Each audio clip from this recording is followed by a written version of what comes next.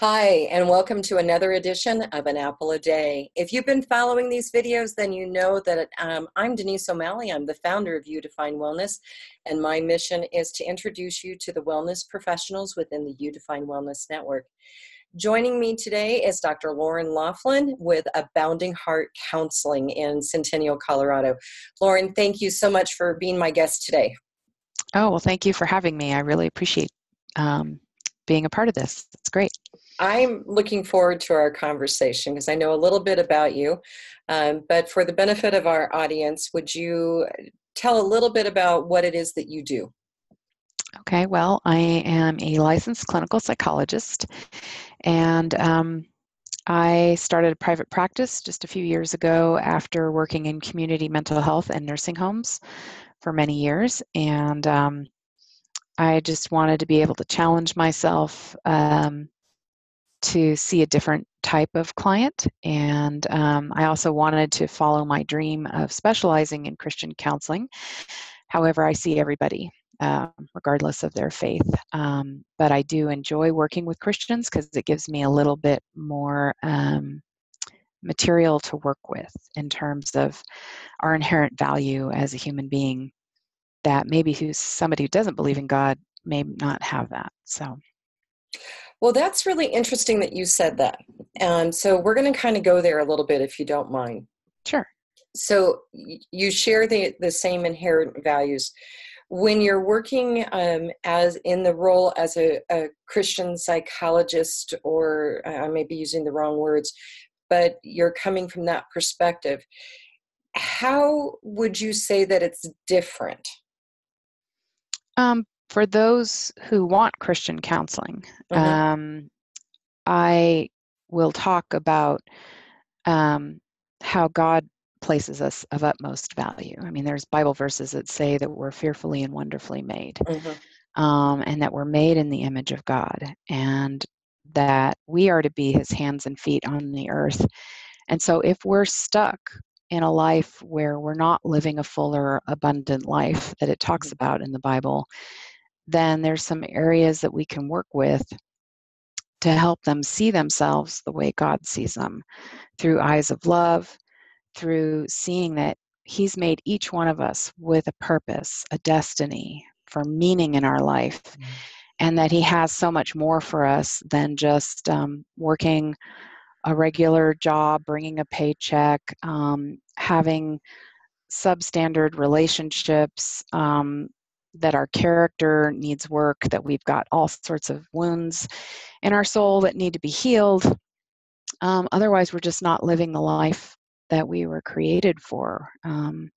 We were created to go out and have wisdom and joy and peace and love for everybody around us, and to change the atmosphere with that love and that joy and that peace. But there's too many people who aren't, even as they say, I'm Christian, they're not living that life. And so I struggle myself to get to that place, but I'm doing a whole lot better than I was 5, 10, 20 years ago. So we're all in process. There's a verse that says we go from glory to glory. So it's my job to help somebody go from one piece of glory to the next. And I'm going to go out on a limb here and say, actually, it's not even going out on a limb. It's been said to me, the degree of comfort of somebody choosing a professional who shares those same values. You know what you're walking into. You can, you know what to expect. And as one of my really good friends said, I want my healers to be a brother or sister in Christ. Mm-hmm. And because that just takes the relationship to a completely different level. So am I correct in stating that? Yes, because there's a level of comfort knowing that somebody shares your beliefs and that they aren't going to push something that you're uncomfortable with. Mm-hmm. And that can be for anybody. I mean, if somebody's a Buddhist, maybe they don't want to go to a Christian counselor because they don't want that kind of influence. They want somebody who understands Buddhism. So, it's okay to tailor your niche or niche or whatever to your audience, because they are going to appreciate what you offer if you do share some similar values and beliefs. And let's not capture you just in that lane. I mean, the fact is, True. as you said, that you can work with anyone. This just happens to be something that is, I think, an incredible calling to be able to attract the mindset of who's looking for you. And I'm struggling with the right words because it is a highly sensitive field. As you know, I've had some discussions outside uh, this forum, and there's been that, well, if we're going to classify as one religion, why don't we classify as all these different ones? But the fact is most healers out there can work with anyone, and Right. it's not a requirement. True. Their faith is not a requirement for working with you. It's a matter of how you're going to be working with them. But you're not limited to a certain set of tools. It's a tool in your toolbox. Right. So you And, can work with anyone. I can use the same wisdom. I just Right, don't use the Christianity terms to right, say it. right. I'm Exactly. talking about using positive affirmations. Mm-hmm, Some people would say, well, that's declaring and proclaiming the good things over your life that God already has for you so that it comes into your life, or some people would say it manifests into your life, or that sort of thing. And there's a Bible verse that says, whatever's good, true, noble, pure, of good reputation or whatever, think about these things. Well, a lot of people would believe that it's lots of TED Talk speakers would talk about how it's very important to focus on the positive, because whatever you focus on in your life gets mm-hmm, magnified. The name of my practice is Abounding Heart Counseling, which comes from a Bible verse that says, out of the abounding of the heart, the mouth speaks. Well, what's in your heart? mm-hmm. And what are you speaking out of your mouth? And what are you thinking about yourself, your situation, about the people around you? Well, if you are thinking on positive things and you're trying to draw the gold out of people around you by focusing on what's good about them. Mm-hmm. And if you spend a lot of time focusing on what's good about you, you Yeah. find that you're more comfortable in your own skin, and you can be more comfortable around other people with their strengths and weaknesses. That, if you keep doing positive affirmations, that eventually that will shift and change the way you view yourself, and also have more compassion for other people in their Yeah. weaknesses. So Absolutely. So, do you have a specialty, the certain type of group or conditions going on or situations going on in their lives that you specialize in? I find a lot of people come to me that have post-traumatic stress disorder, anxiety, depression, um, people with social anxiety Mm-hmm. who feel stuck, that they want to interact with people, they want to be more extroverted, but they really feel challenged to step out and figure out how to get out of their comfort zone in a way that's not too scary. And so Mm-hmm. helping people figure out small steps that they can take to get closer to there. Because um, cognitive behavioral therapy is one that I do, which is about changing your thoughts. Mm-hmm. Dialectical behavioral therapy, which is a whole cluster of different kinds of skills to help people who never learned those things in childhood because they didn't have any good role models Mm-hmm. of how to soothe themselves when they're under distress, how to regulate their emotions, how to have healthier relationships with other people, how to set boundaries with people, how strong when they're setting a boundary, or how weak, depending on the circumstance, or how gentle. Um, and then being more mindful of our emotions, more mindful of the things around us so that we're not too focused on our emotions when it's not a good idea to be too focused on our emotions. We're not by ourselves, we're around emotions overcoming us. Mm-hmm. And I use the analogy of the ocean of emotion, and that a lot of people get sucked into the undertow, that they're drowning in their emotions, they're overwhelmed, overcome by them, where there's other people that are on the beach who aren't even looking at the ocean. And they're even plugging their ears saying, I don't even hear the waves of the ocean. I don't want to have anything to do with that emotion.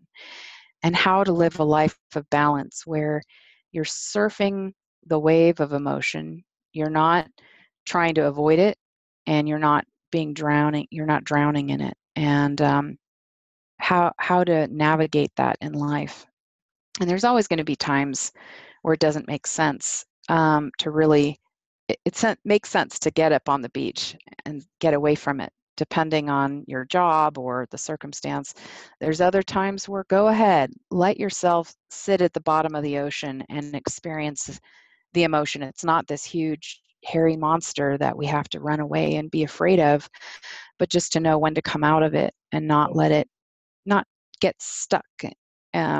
Like super glued to the bottom of the ocean. You got to be able to come out and live life and not stay stuck there. So, and I also believe in solution-focused therapy, where you're focusing on what are you already doing right, and how can you incorporate more that into your life, and focus on with your spouse or mate where you are being successful at doing relationships, and really hone in and focus in those times during the week, and then come back and talk about it. Because again, whatever you focus on gets magnified. So I think there was something else I probably wanted to talk about, but it's okay. It'll come to us.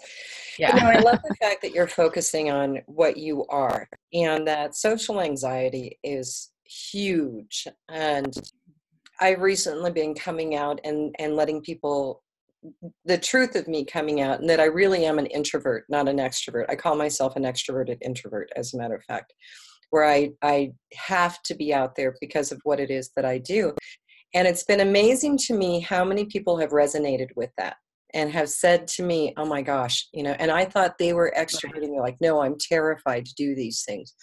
Well, they are still doing it. You're helping the people who aren't taking that step yet to put themselves out there, and you're helping them put themselves out there. Right.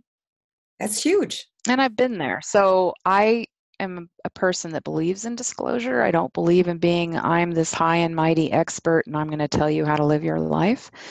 Yeah, I'm going to give you advice of what's worked for me, because I used to be extremely shy.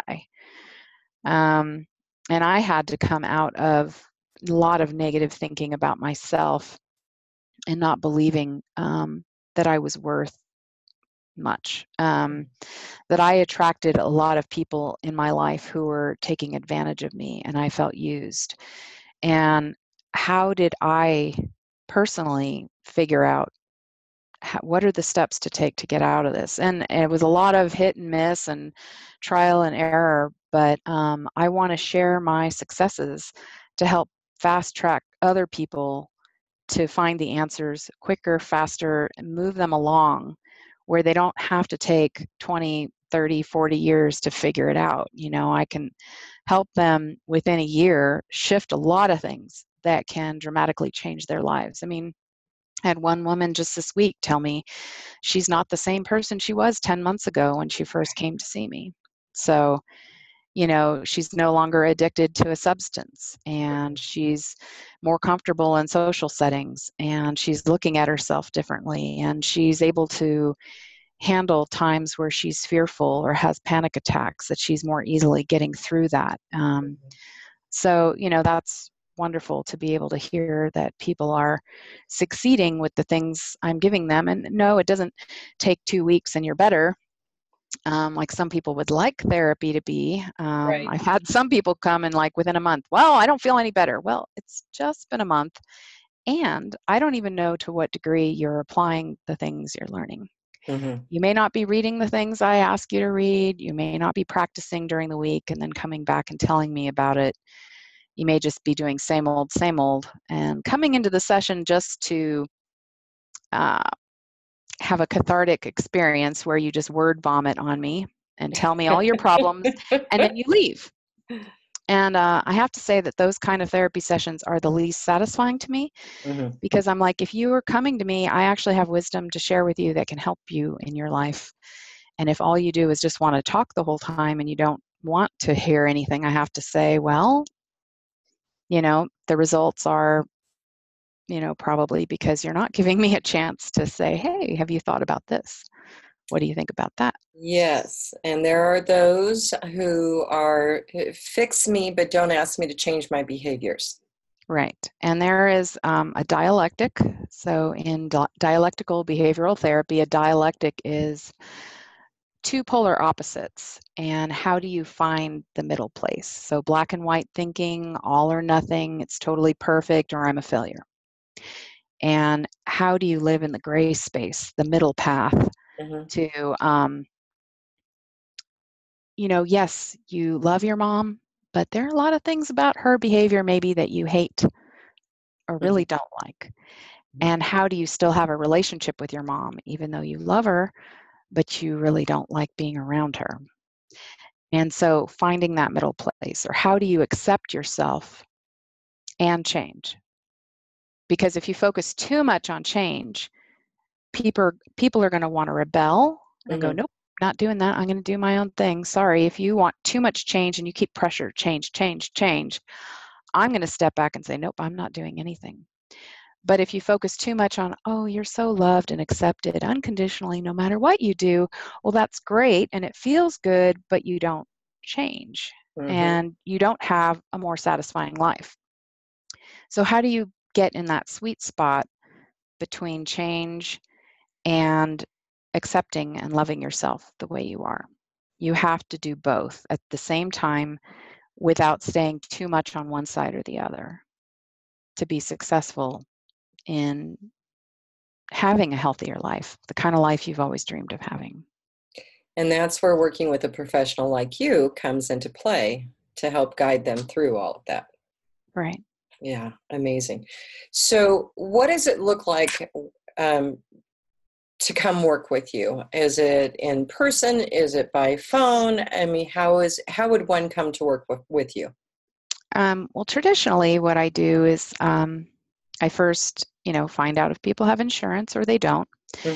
And then I ask them to fill out an online assessment for me to give me an idea of the level of symptoms that they're experiencing in a variety of areas, whether it's work stress, relationships, social conflict, life stressors, along with anxiety, depression, things like that.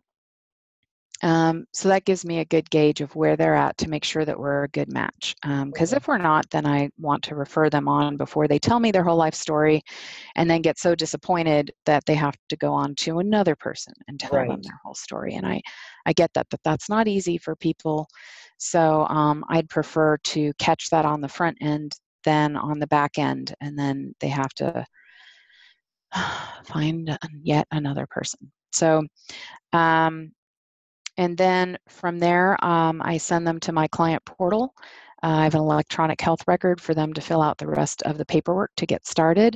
We set up a 2-hour first session because as a psychologist, I've been trained to assess what is it that's going on. Do they have some kind of diagnosis?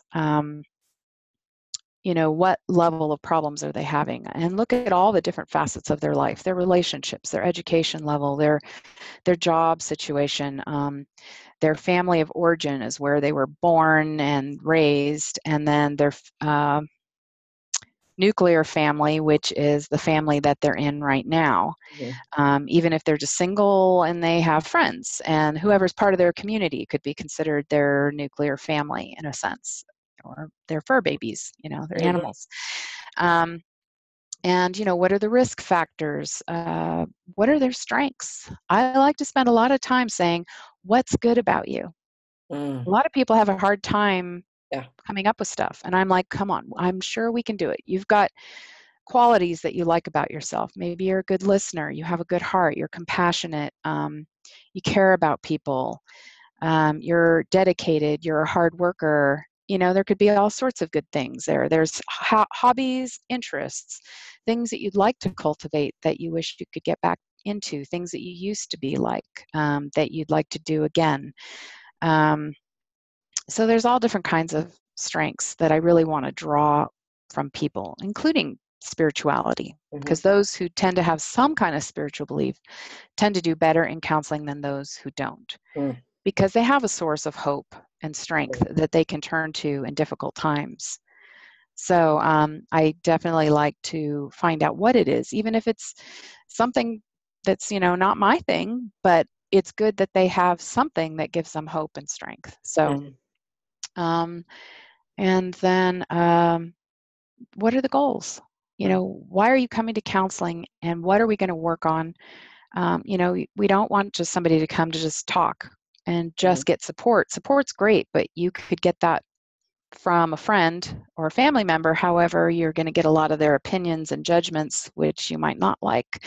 So sometimes having a professional just to listen and empathize with your point of view is healing in itself. But we still want to have some kind of goals. What are you going to get out of this? How will we know when we're done? How will we know when you're better? That's a good point. Thank you for making that. Because I'm not somebody who wants to see somebody for 10 years, weekly, forever. When I see people getting better and we start chatting about movies that we've seen and the weather, and that's taking up a bulk of our time, by the end of the session, will be saying, hey, what do you think about going from weekly to every other week or once a month? Because it sounds like you're doing better. You're not in the kind of distress you were when you first got here. And what do you think about that? And if they say, oh, no, I still need you, I'm like, okay, well, what are we going to work on? Because if we're talking about movies and the weather. Expensive chit chat is what it comes down to. Yes. So I want to make sure we're moving towards something. I don't want to be a rent-a-friend. Oh, that's an interesting way to call it. Okay, good. Awesome. So are you working with people in person, and I know you're working towards online ability to do it, correct? Yes. Right now it's pretty much in person. Okay. I am waiting for a certificate that will say I am board certified in telemental health, but I am very new at that. I've had the training. And so once I get that, I'm going to have some training wheels for a little bit, figuring it all out. I'm going to test drive it with a few clients that I know fairly well, and make sure everything's operating the way it should. Yeah. Make sure that I'm up for a crisis situation to know what to do to get somebody help in a hurry, and work out all the technological kinks that can come up, or glitches. So coming soon. Yes, coming soon. And for those clients that are already established, especially if we have like a snow day or somebody's ill, but not ill enough that they couldn't sit at home and talk to me via laptop or desktop computer, I suggest to people not to use smartphones, that it really helps to have the laptop or the desktop for the full experience, to make sure they have a headset with a microphone.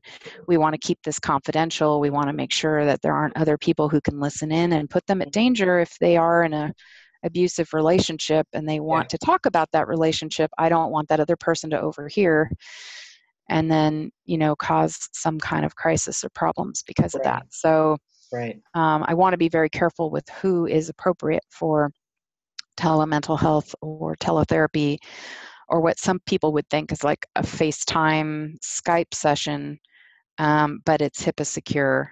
But it also depends on how secure I keep it on my end and how secure they keep it on their end. So exactly. So we're getting close to the end of our time together. Is there anything that you wanted to make sure that we talked about that we haven't yet? So I also mostly work with women, though I do see a few men here and there, but it seems that women are more attracted to the message that I have. And I also do a Christ-centered dialectical behavioral therapy group. And I'm deciding that that's the only kind of group I'm going to do, just because there's so many DBT groups out there. Okay. And as far as I know, mine is the only Christ-centered DBT group. So why not offer something that nobody else is offering? Right. Because if they can get it anywhere, why come to me? So why not? I'm just decided I'm going to specialize. And the clients that are in it love it. They love feeling in a safe space where they know that their beliefs, their spiritual beliefs, are respected and honored. And that, we do pray at the beginning of the session, and I might bring up a biblical example or scripture verse or whatever. And my clients really feel comfortable and safe in that atmosphere. So That's it's not awesome. for everybody, but that's okay. Just the people that need to be there will be there. So Right. I want to share with everyone right now your website. So if you'll just go to aboundingheartcounseling.com, if you scroll all the way down to the bottom, you will find Loren's contact information. So, and I encourage everyone who's watching this, if this has inspired you, that you want to work with her, or you want to learn more and see if it's a good fit, reach out to her and ask your questions. And her email address is even there on her website. The other thing I want to do is I want to share with you the You Define Wellness website. As you know, we are an alternative and holistic and complementary providers within our network that offer employee benefit programs, as well as coming soon is a discount card on health and wellness products and services. And I invite you to check out our website to learn more about who we are and what we're doing as well. And it's you as in YOU, definewellness.com. Loren, I appreciate you being with me today and letting us share what the wonderful things that you're doing with everyone who's watching this video. Any last thoughts?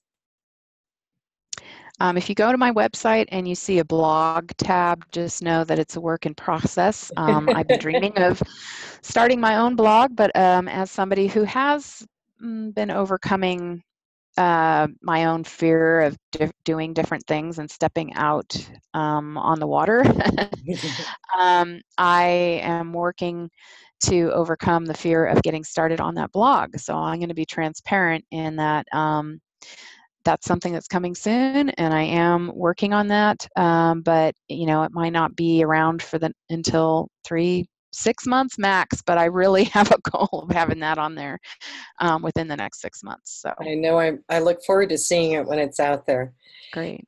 And to everyone watching this video, thank you for joining us. You can go to our YouTube channel and just search for You Define Wellness and find a whole host of videos out there about who we are and all the wellness professionals that are in our network. And again, once again, Loren, thank you very much for being my guest today.